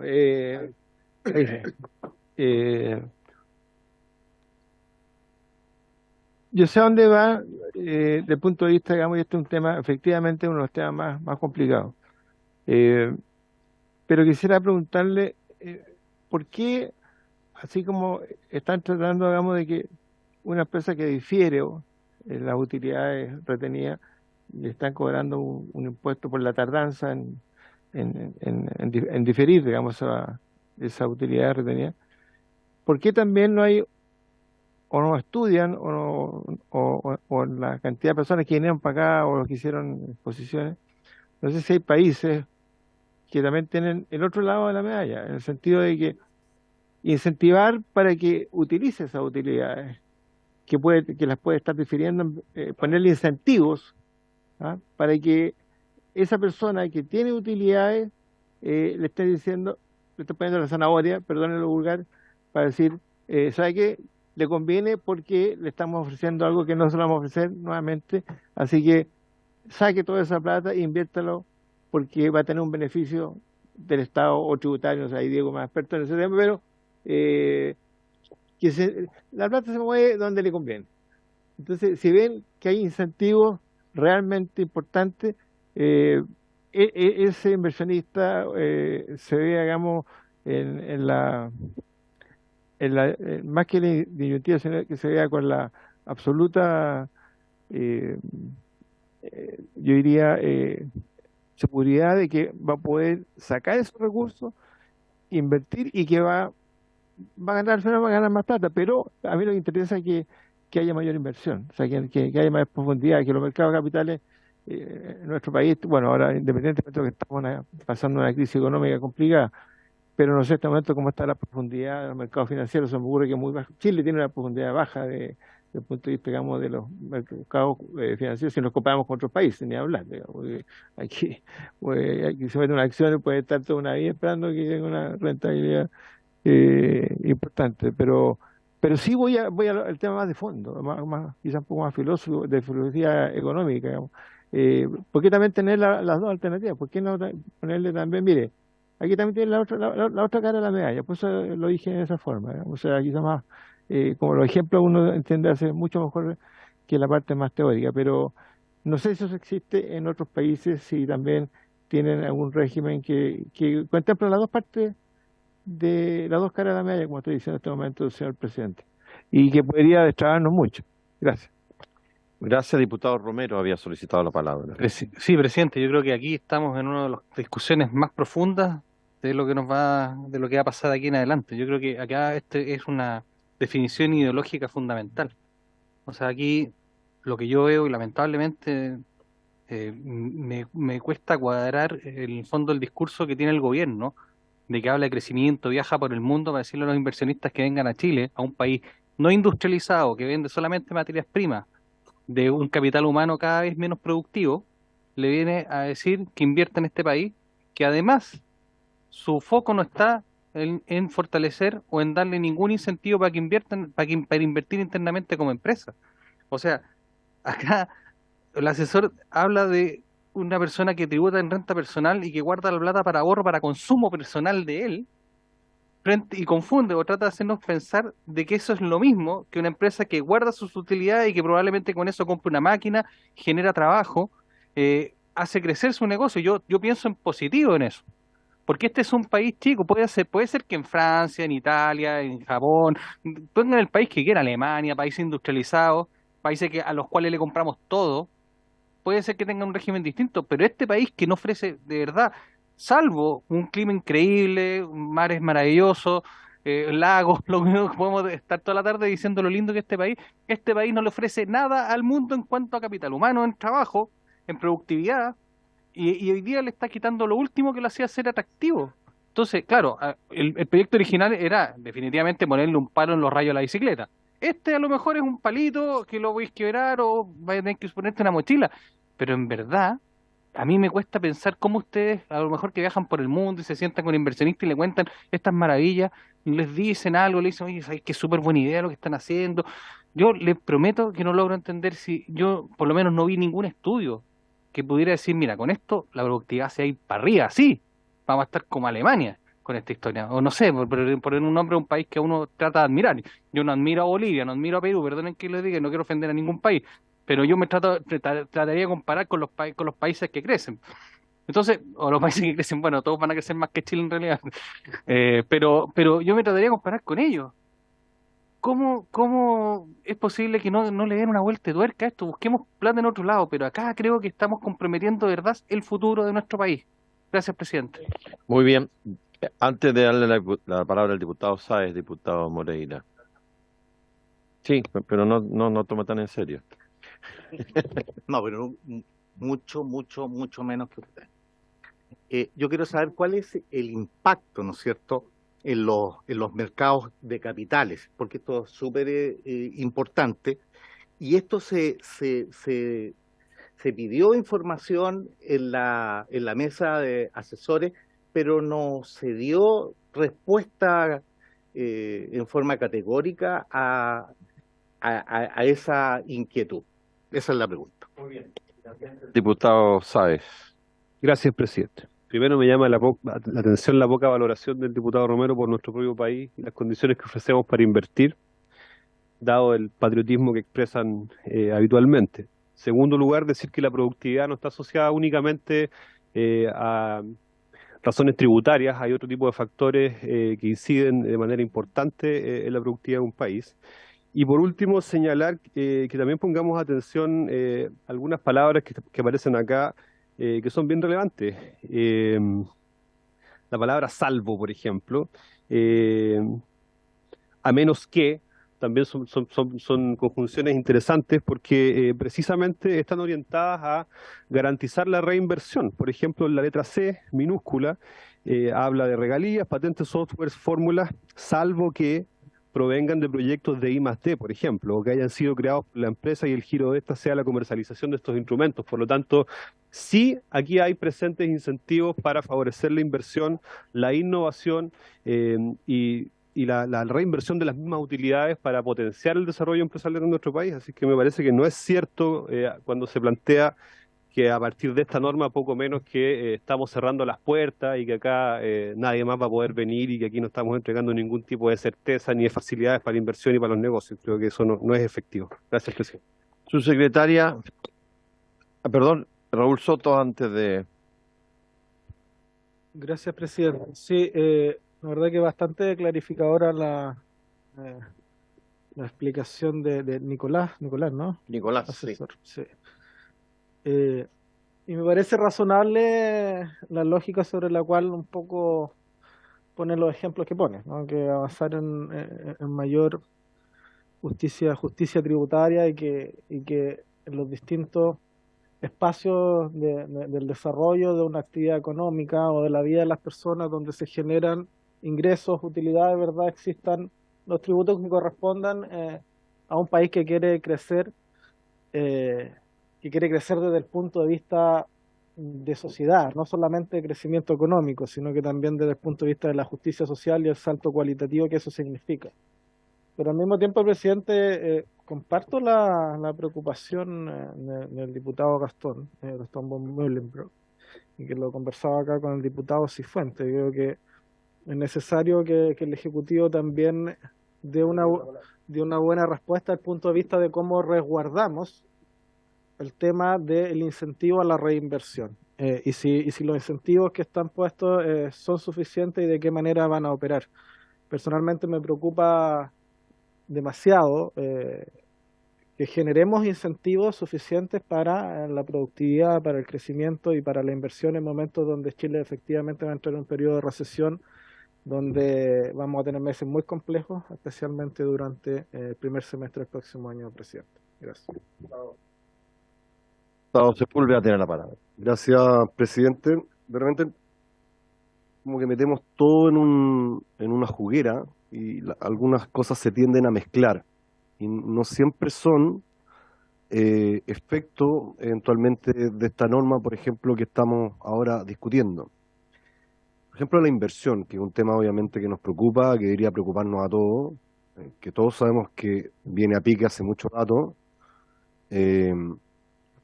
La inversión no se produce, no se van a escapar o no van a dejar de venir grandes inversionistas por a lo mejor la discusión de un artículo puntual de esta reforma o de lo que estamos hoy día discutiendo.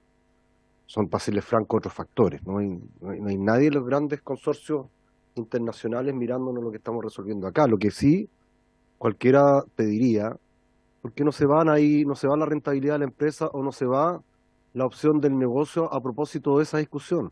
Lo primero que debería preocuparnos a todos es que podamos cerrar la discusión tributaria, de la reforma tributaria, lo más rápido posible, porque ese es sin duda un desincentivo para que inversionistas lleguen. Mientras más se alargue esto, hay menor certeza sobre lo que va a ocurrir en el futuro en términos tributarios, y por lo tanto los inversionistas ese dato lo tienen puesto sobre la mesa. Un buen negocio se hace cuando es buen negocio, ¿no? Con esas certezas tributarias, con un país que es medianamente estable, y por lo tanto no se juega la rentabilidad en un delta tan fino como puede ser la discusión de este artículo. En general, las inversiones vienen porque es un buen negocio eventualmente hacerlo. Si no, no habrían, a propósito de lo mismo, inversiones en países europeos que tienen estándares muy superiores a los nuestros en términos tributarios, que tienen sueldos muy por sobre los nuestros, que tienen condiciones muy por sobre las nuestras. No habría inversión bajo esa misma lógica y colocando las mismas variables en la ecuación. Entonces, pero dicho eso, que quizás no es el motivo de este proyecto, creo que es un tema atendible que el Ejecutivo, sobre todo el Ministerio de Hacienda, tiene que propender a mirar, y lo hemos discutido en otras ocasiones. ¿Qué vamos a hacer con la inversión? ¿Cuál es la discusión que vamos a tener? Y lo quiero señalar ahora porque ¿cuál es la discusión que vamos a tener sobre los aspectos ambientales? Que por cierto son muy importantes, muy relevantes para este gobierno, pero que también tienen parado una gran cantidad de proyectos de inversión que hoy día son absolutamente necesarios para Chile. ¿Cuál es el estándar que vamos a exigir? ¿Cuál es el nivel de impacto que vamos a aceptar? Porque ahí tienen otra variable. La ambiental, los requerimientos, las decisiones corporativas de un proyecto. Yo no entiendo, y quiero decírselo al Ejecutivo con toda claridad, no entiendo lo que pasó allá en Magallanes a propósito de ese proyecto que se paralizó. La verdad que eso no lo entiende nadie. Pero porque las cifras sobre las cuales vamos a tener que mirar y dar cuenta el próximo año van a ser bastante lastimosas en términos de inversión. Yo creo que ahí hay que efectivamente ver, tener la cautela de que efectivamente la reforma tributaria, lo que estamos discutiendo, digamos, no impacte negativamente en posibilidades de inversión, que por cierto son muy generales, y también en proyectos o mecanismos en los cuales nosotros incentivemos esto. Y hay una discusión mucho más gruesa que tenemos que tener. Creo que en particular este artículo no impacta en esa discusión, pero quise señalarlo porque efectivamente es un tema de fondo que hay que empezar a conversar, pero más que nada yo diría que lo que están esperando los inversionistas es qué va a resultar de esta reforma tributaria para tener claras las reglas de aquí al 20, 30 años más, por lo menos, y de esa manera tomar sus decisiones económicas con estos datos que eventualmente van a tener a propósito de la reforma. Gracias, presidente. Diputado, le voy a ofrecer la palabra a la subsecretaria porque estamos dándonos vueltas sobre lo mismo. Entonces, le voy a ofrecer para que conteste las preguntas que ustedes le hicieron hace rato. Entonces, no les voy a dar la segunda oportunidad mientras no conteste la primera oportunidad que usted hizo la pregunta. ¿Ah? Y hagamos preguntas porque... Sí, pero metemos muchas cosas en un mismo tema. Aboquémonos al artículo que estamos viendo, subsecretaria. Por su intermedio, presidente, quería responder a varios de los comentarios que se han hecho y aclarar algunas de las preocupaciones que, por lo demás, el gobierno también no solo está preocupado, sino que está ocupado introduciendo varias iniciativas al respecto. Primero, quería decir que esta norma, o sea, la reforma tributaria en sí tiene una gradualidad. Y esta norma recién sería aplicable el año 2025, empieza, ¿ya? Entonces, en el corto plazo, el problema que tenemos con la inversión no tendría que ver con esta norma en sí. De hecho, nosotros, para enfrentar el problema de la inversión hoy día y este próximo año, tenemos una serie de iniciativas preinversión que incluyen además beneficios tributarios importantes, la generación de un fondo de créditos tributarios para aumentar la inversión, el aumento de la inversión pública, de manera relevante porque es la emergencia ahora, ¿sí? Segundo, nosotros presentamos un informe de los efectos económicos de la reforma tributaria en general. Y quiero recordar, por su intermedio, señor presidente, que parte de la tesis de ese informe es recordar que los ingresos tributarios se transforman en un gasto público que también es inversión, ¿sí? No es un gasto que se vaya a la basura, ¿sí? Es inversión pública, inversión en capacidades que necesita el país, en capital humano, ¿sí? Inversión en las personas en general, inversión en lo que llamamos la agenda de productividad, porque la productividad del país está estancada. Entonces eso tiene un efecto positivo, ¿sí? Y el efecto total de una reforma tributaria en el largo plazo, que fue lo que nosotros presentamos, es positivo en términos de crecimiento económico.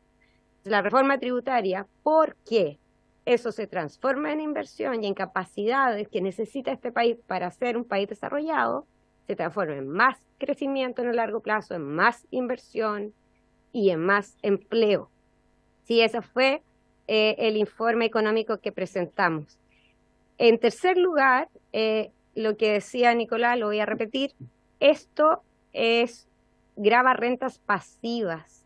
Al gravar rentas pasivas y no las reales, lo que introduce es un cambio en el precio relativo y por lo tanto incentiva la inversión real en desmedro de la inversión pasiva, que es la que genera los beneficios mayores, la inversión real, el país, el aumento, la productividad.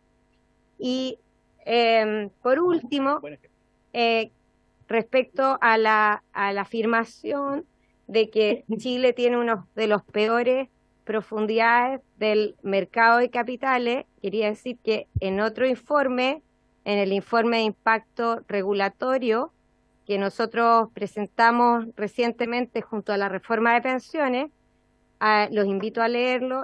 Hay un análisis comparativo internacional de Chile respecto al mundo, y en esa comparación internacional Chile se encuentra ubicado mejor que las economías emergentes, entre las economías emergentes y las mayores y el promedio mundial. Entonces es un país que además ha estado progresando en el tiempo. Y bueno, y en parte la reforma de pensiones también profundiza aún más en la profundidad del mercado de capitales, llegando a aumentar en 30%, ¿cierto?, los recursos por la creación de este fondo de capitalización colectiva. Pero respecto a la comparación internacional, Chile no es para nada uno de los países con peor profundidad en el mercado de capitales. Al contrario, es un país que está bien ubicado en la comparación internacional. Muy bien. Pondríamos a diputado Sauerman y diputado... Yo creo que entiende que este tema para nosotros es súper sensible, entonces no nos apure. Si quiere votar y pasar como buzón, mejor díganos y nos venimos a la comisión, nomás pues votan ustedes, nomás, presidente. Muy bien, pero voy a pensarlo. Entonces, si sabe que tiene mayoría, presidente, hágalo nomás, sí. Pero si nosotros tenemos una diferencia, déjenos expresar la diferencia por lo menos. Entonces, es que tenemos muchas preguntas respecto a eso. Por ejemplo, yo sigo la reflexión del diputado colega Alexis Sepúlveda, justamente respecto a la incertidumbre económica que tenemos, pero también tenemos aquí incertidumbres políticas, económicas, que nos están haciendo crecer menos que el resto de los países de Latinoamérica. ¿Cómo crecemos menos que Argentina? O sea, esa es una explicación que alguien me tiene que dar, porque con toda la controversia que hay en Argentina económica, en Perú tienen un presidente cuestionado permanentemente, entonces nosotros le estamos agregando incertidumbre económica todos los días, aparte del proceso constituyente que no se ha concluido. Pero bueno, para volver al tema, la pregunta que le quiero hacer es respecto de las utilidades retenidas que ustedes están tratando de grabar. Por ejemplo, aquí lo que pasa con los activos fijos que no van a ser reinvertidas nunca. Nunca van a ser reinvertidas, por lo tanto nunca van a pagar su impuesto. Por lo tanto, ¿qué es lo que va a pasar? Y lo otro que a nosotros nos llama la atención también es que estos intereses que va a cobrar el Estado no pueden ser pasados a gasto, como el resto de los intereses de la banca. Por lo tanto, también ahí hay una diferencia, porque no vamos a poder destinar a gasto los intereses pagados al Estado respecto a esto, por lo tanto no voy a poder descontar, por lo tanto voy a tener menos utilidad. Por ejemplo, esas dos consultas quería hacer, presidente. Diputado Mellado. Gracias, presidente. Sí, estamos en veredas distintas, en las miradas, presidente, pero yo le pido que podamos... si usted quiere votar, obviamente tiene los votos como para poder aprobar todo esto, pero hay harto trámite y el ministro se ha dado el tiempo para escucharnos a todos y eso se le agradece, digamos. Espero que siga, presidente, con el mismo ejemplo. Me parece. Sí, lo he tenido. Sí. Mire, digamos, 45 minutos. Lo que pasa es que tenemos un tema de concepto distinto, digamos. En el tema de el Estado se apropia de todo y nosotros los privados queremos que pueda generar su emprendimiento sin cobrarle un fee, ¿cierto?, por parte del Estado de algo que efectivamente no ha gastado, sino que lo ha obtenido utilidad para poder hacer crecer su negocio. Y esto va, la verdad es que esto lo que va a hacer es que no va a incentivar mucho la inversión, la va a retraer. Sí va a ser la ganancia de capital, la ganancia de la banca, digamos, va a crecer mucho más de lo que ha crecido ahora, porque obviamente en vez de reinvertir mi propio capital, voy a ir a pedir plata al banco para apalancarme, digamos, porque yo además esos intereses los voy a poder tirar a gasto. En cambio, esto no lo voy a poder tirar, no sé si se va a poder tirar, esa es la pregunta, tienen que contestar. Al tiro mejor. El micrófono, diputado. Ese es el primer punto. Ese es el primer punto. Que efectivamente uno no lo ve en la norma acá, digamos. Entonces, tiene que quedar expresamente que si efectivamente se va a poder descontar de tirar a gasto, digamos, ese 2,5 del 22, porque obviamente antes era el 22 y eso sí que era una un asalto a mano armada, digamos, para la empresa, digamos, sobre que no retira utilidades. Pero sí el 2,5, digamos, que al cual se llegó, si efectivamente se puede tirar a gasto, yo creo que es parecido, digamos, a lo que es perfecto. Y sobre lo que decía Frank del activo fijo, también es importante hacerlo. Es un tema, una diferencia, y el mercado de capitales ha ido reduciendo. ¿Se acuerdan que son 50.000 millones de dólares que salieron del país? Salieron incluso también de las AFP, 30.000 millones de dólares también se colocaron, 80.000 millones de dólares en la pandemia al mercado, digamos, y que fue muy fuerte, y las platas privadas han salido del país, quedan las platas institucionales que manejan el mercado de capitales, y eso es peligroso. Hay que dejar que los privados también puedan invertir. O sea, lo que hablaba el asesor, que el que ganaba pagaba el 43 y tenía el fondo mutuo, ojalá que nos incentivemos que vaya el mercado de capitales y no le cobremos impuestos a ese pequeño para ir al mercado de capitales. Creo que es importante incentivar ese mercado de capitales también, y que vuelva a ser un mercado de capitales más grande que el que potencialmente vamos a ir teniendo, porque vamos a ir secando este mercado con estas normas, presidente. Muy bien, diputado von Mühlenberg había pedido la palabra. Hay dos consultas súper concretas, el tema de la gasto y el tema del pasivo. La pudiera responder para que no se vayan agarrando y avanzar con esta prueba, porque yo creo que ahí, para mí, hay dos respuestas ahí claras. Lo de las pymes que también. Es que terminemos la vuelta y que sean preguntas más que sean preguntas. Sí, es que terminemos las dos últimas intervenciones y viene la respuesta. Diputado von Mühlenberg. Es que tiene la misma duda y lo salto entonces. O Alexis está... Pero sí, es que si ustedes van a volver a preguntar, por eso, si vamos a cerrar el debate, no es sobre lo mismo. Entonces, no importa, dígalo.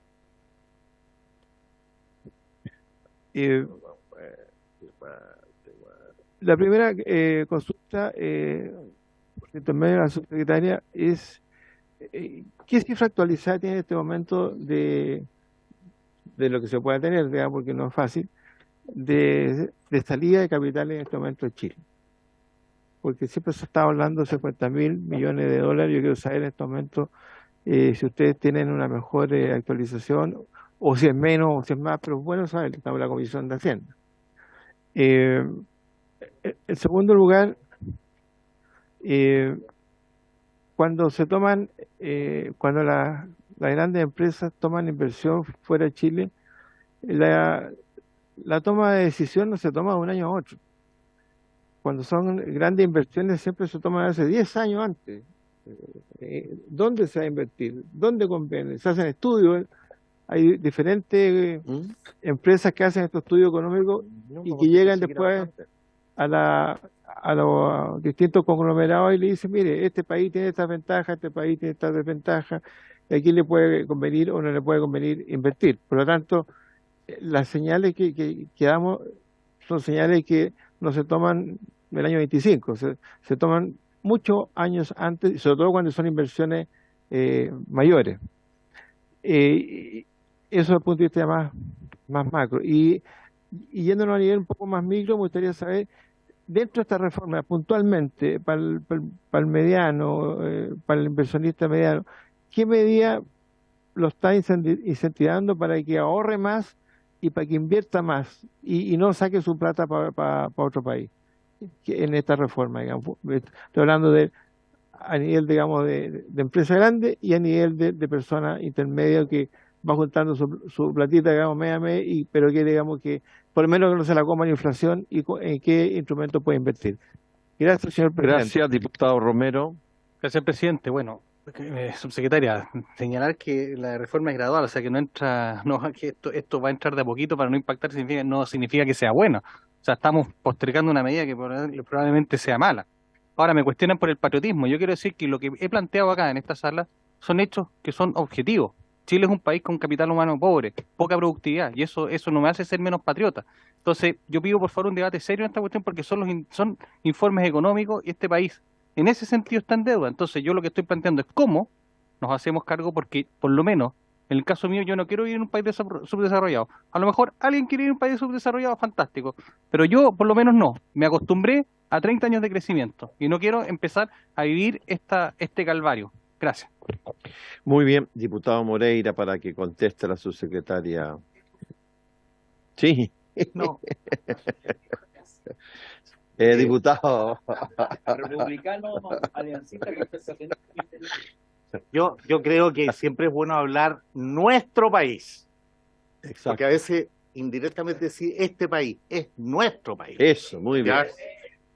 Muy bien. Yo lo que quiero decir, de acuerdo a lo que establecía la subsecretaria, que hablaba de una gradualidad, ¿no es cierto? Y eso nos deja un poquito en evidencia de que nosotros de alguna manera tenemos la razón en el sentido que sí va a haber un impacto, porque el hecho que sea gradual es para que ese impacto no sea en forma inmediata, ¿o no? Esa es la pregunta. Muy bien, subsecretaria, diputados, estamos en la siguiente situación. Estamos a 1 minuto de cerrar la sesión. Como veo que están todos muy motivados, la vamos a levantar y la subsecretaria responde a las 3 de la tarde porque tenemos que ir a votar, a no ser de que ustedes autoricen. Por eso, bueno, no nos han llamado a votar todavía. ¿Ah? Por eso les pregunto. Entonces, subsecretaria, hasta que nos llamen a votar, tiene la palabra. Por si medio presidente, voy a responder algunos de los comentarios y le voy a pedir a mis asesores que respondan algunos también. Respecto al tema de la gradualidad, esta es la forma en que en general está recomendado aplicar este tipo de políticas públicas, tanto, por ejemplo, en temas de aumento de impuestos generales, cambios tributarios, ¿cierto? Todo se hace con gradualidad para que también los mercados se ajusten a los nuevos requerimientos. Lo mismo pasa en el tema de la cotización del empleador, por ejemplo, por eso la gradualidad. No es algo que uno deba evaluar de esa manera, no porque haya gradualidad entonces la política es mala, ¿sí? Uno evalúa la política en el impacto económico que esto tiene en el largo plazo en el país. Y como yo ya dije, y lo dice el informe que hemos elaborado, ¿cierto? El impacto en la economía de esta reforma tributaria es positivo, porque estos mayores impuestos cierran brechas que tenemos hoy día respecto a los países desarrollados. Y esas brechas en carga tributaria se traducen en brechas en gasto público que son para generar capacidades para ser un país desarrollado. Eso por una parte. En segundo lugar, respecto al tema de inversión, el Banco Central hace unos pocas semanas atrás informó sobre los datos, por ejemplo, del flujo de inversión extranjera directa en el país. Esta inversión extranjera en Chile este año ya superó los 13.000 millones de dólares en julio, lo que es la cifra más alta para el periodo 2003-2022. Y está 67% por sobre el promedio de los últimos 5 años, ¿ya? Entonces, tenemos ahí un dato positivo, ¿sí? No somos un país que está, o sea, ese dato nos muestra que no somos un país que está desincentivando la inversión extranjera en Chile. Somos un país que está atrayendo. Y lo que nosotros hacemos cuando invitamos a los inversionistas es justamente decir, estamos cerrando brechas, queremos ser un país desarrollado y queremos invertir en Chile para hacerlo. Básicamente parte importante de esta inversión tiene que ver con que también estamos transitando hacia un país que tiene, por ejemplo, una matriz energética sostenible. ¿Sí? Estimados diputados, vamos a tener que levantar la sesión y como yo sé que están todos muy interesados en la respuesta de la subsecretaria, los espero a todas las 3 de la tarde aquí y que no salgamos a buscar a ninguno.